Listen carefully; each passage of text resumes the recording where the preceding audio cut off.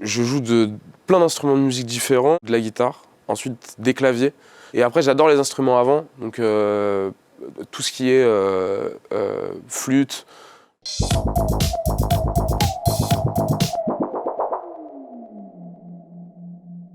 Salut, je m'appelle Sopico, je fais de la guitare et du rap. J'ai grandi à Paris et en région parisienne. Et j'ai sorti un album qui s'appelle Nuages il y a quelques mois. Voilà, c'est mon premier album. Ce que j'aime d'abord dans le rock, c'est l'interprétation, le fait que les gens jouent de la musique et chantent en même temps. Ce qui m'a donné envie de faire la guitare, c'est d'avoir vu jouer des guitar héros, de Jimi Hendrix à, je dirais même des Kirk Hammett de Metallica qui m'ont fait rêver avec des gros riffs de guitare et tout. Et de fil en aiguille, j'ai vite fait le lien entre la guitare et le rap parce que j'ai écouté du rap et du rock au même moment et pour moi la fusion était parfaite.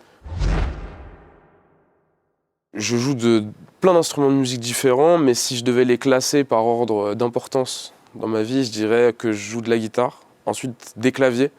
J'oserais pas dire du piano parce que j'ai pas une formation classique et donc je sais jouer des choses, mais il n'y a pas beaucoup de rigueur et c'est pas très scolaire, mais je me débrouille très bien avec les claviers.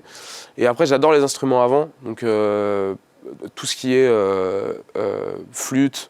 C'est des instruments que je trouve super intéressants et qui apportent des textures super intéressantes dans le son. Donc je joue aussi j'apprends, on va dire. J'apprends à jouer des instruments à vent. Alors, une chanson réussie, c'est une chanson imparfaite, mais qu'on aime quand même et qu'on accepte de livrer aux gens. Un succès commercial, pour moi, c'est pas forcément une chanson réussie. C'est une chanson qui marche. Et il y a des chansons qui marchent qui sont des chansons réussies. Moi, dans tout ça, j'ai pas la clé.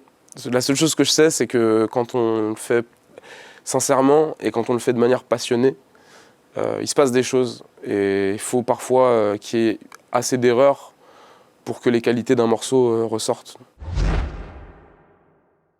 Il y a plein de titres que j'aurais aimé écrire, mais je vais pas avoir de regrets sur des choses qui sont déjà superbes sans moi. Donc non, franchement, un titre que j'aurais adoré écrire en français, parce que. Tu joues avec mon cœur comme un enfant gâté qui réclame un joujou pour le réduire en miettes. C'est une chanson d'amour, très mélancolique. J'aurais adoré l'écrire. On parle de thérapie quand les gens font de la musique. Moi, j'ai pas vraiment ce rapport-là. Et faire de la musique, pour moi, c'est une passion. Donc c'est au cœur de ce que j'aime faire. Et je vois pas ça comme une explication de ma vie où je suis totalement impudique vis-à-vis de ce que je vis.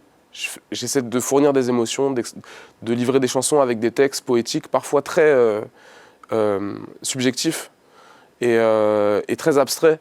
Mais c'est ma manière à moi d'amener, on va dire, des bulles d'émotions et de les proposer aux gens. Ma vie personnelle, elle est très loin de la musique et je l'explique pas dans mes chansons. J'explique ce que les gens peuvent ressentir et ce que j'observe surtout.